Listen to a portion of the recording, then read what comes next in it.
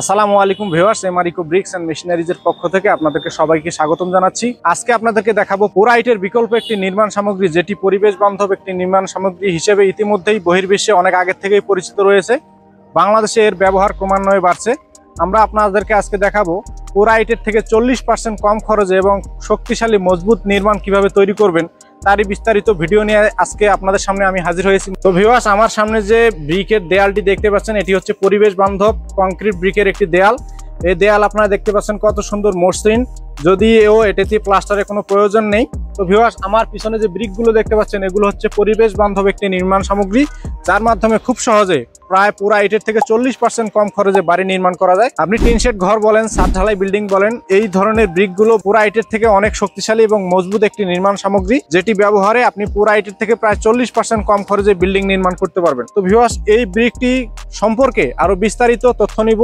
আমাদের এক ভাই আছে এখানকার, এই ভাইয়ের সাথে কথা বলে। ভাইয়ের নামটা কি তাহলে? আমার নাম মোহাম্মদ বাপ্পি ইসলাম। ভাই, এই ব্রিক সম্পর্কে আমাদেরকে একটু বলেন। যদি পুরা ইট ব্যবহার না করে এই ব্রিকগুলো ব্যবহার করলে তাহলে কি কি সুবিধা পাবে? আমাদের এই ব্রিকগুলো ব্যবহার করলে সিমেন্ট কম খাবে, পাশাপাশি প্লাস্টার না করলেও চলবে। আবার আপনি যদি প্লাস্টার করেন, জিরো প্লাস্টার করলে হবে। এই ব্রিক তৈরিতে আপনারা কি কি ম্যাটেরিয়ালের ব্যবহার করেন আমাদের একটু দেখান। আমরা ব্যবহার করি এখানে 2.5 বালু, যেটা মোটা বালু বলে, মোটা দানা। হ্যাঁ, চিকন বালুর থেকে মোটা দানা, এটা 2.5 আমরা সাধারণত 2.5 বলি। অনেক জায়গায় এটা সিলেকশন বালু বলে। এখানে আমাদের আবার কেমিক্যাল ইউজ করা হয়। আর আমাদের পোড়াইট দীর্ঘদিন থেকে মানুষ ব্যবহার করে অভ্যস্ত। পোড়াইটে আমাদের বিভিন্ন ক্ষতিকারক দিক আছে, যেমন পরিবেশের ক্ষতি, কালো ধোঁয়া বাইরে হয়। আমাদের জমি থেকে মাটি কাটি নিয়ে আসলে ওখানে চাষাবাদ নষ্ট। আর এটা হলো আমরা সম্পূর্ণ পরিবেশ বান্ধব, এটাতে কোনো ক্ষতি নেই, এখানে কোনো ক্ষতি নেই।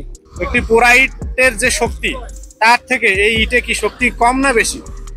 আমাদের এই ইটের ল্যাব টেস্ট আছে, আমরা ল্যাব টেস্ট অনুযায়ী পোড়াইটের শক্তি আমরা টেস্ট করছি। ওখানে 10% টেম্পারেচার আছে, আর আমাদের এখানে আছে 43% টেম্পারেচার।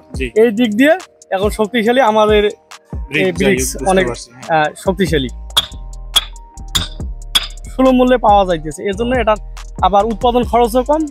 আপনারা যারা এই ধরনের কংক্রিট সলিড ব্রিকগুলো বাড়িতে বসেই খুবই কম খরচে বালু সিমেন্ট ব্যবহার করে উৎপাদন করতে চান, আমাদের স্ক্রিনে দেওয়া নাম্বার থেকে ফোন করে এই ধরনের ডাইসগুলো অর্ডার করতে পারেন। আমাদের কাছে এই ধরনের ডাইসগুলো 1 পিস থেকে শুরু করে 4 পিসের বিভিন্ন ভেরিয়েন্টের ডাইসগুলো এই মুহূর্তে অ্যাভেলেবেল রয়েছে। যারা নিতে চান আমাদের স্ক্রিনে দেওয়া নাম্বার থেকে ফোন করুন। আমরা সারা বাংলাদেশে এই ধরনের ডাইসগুলো হোম ডেলিভারি করে থাকি। তো ভিউয়ার, যারা এখনো কংক্রিট সলিড ব্রিক্সগুলো ব্যবহার করেননি, আশা করি আপনারা ব্যবহারে উৎসাহী হবেন। পুরা ইটের থেকে অনেক কম খরচে, পুরা ইটের থেকে প্রায় 40% কম খরচে আপনি বিল্ডিং নির্মাণ করতে পারবেন। আমাদের বাংলাদেশে যেখানে মধ্যবিত্তের সংখ্যা অনেক বেশি, সেই অনুযায়ী এই ব্রিকগুলো পরিবেশ বান্ধব। বাংলাদেশের সরকারি যত স্থাপনা আছে সেখানে প্রায় 100% কংক্রিট ব্রিক ব্যবহারের উদ্যোগ নিয়েছে বাংলাদেশ সরকার। এরই ধারাবাহিকতায় বাংলাদেশের বিভিন্ন জায়গায় এই ধরনের ব্রিকগুলো উৎপাদন হচ্ছে। তো ভিউয়ার্স, আশা করি আমরা সবাই মিলে ব্যবহারে উৎসাহী হব এবং বাংলাদেশের যে নির্মাণ ব্যয় তা অনেকাংশে কমিয়ে আনতে পারবো বলে আশা করা যায়। তো ভিউয়ার্স, আজকের ভিডিও এ পর্যন্তই। আসসালামু আলাইকুম, সবাই ভালো থাকবেন, পরিবেশ বান্ধব নির্মাণ সামগ্রী ব্যবহার করবেন।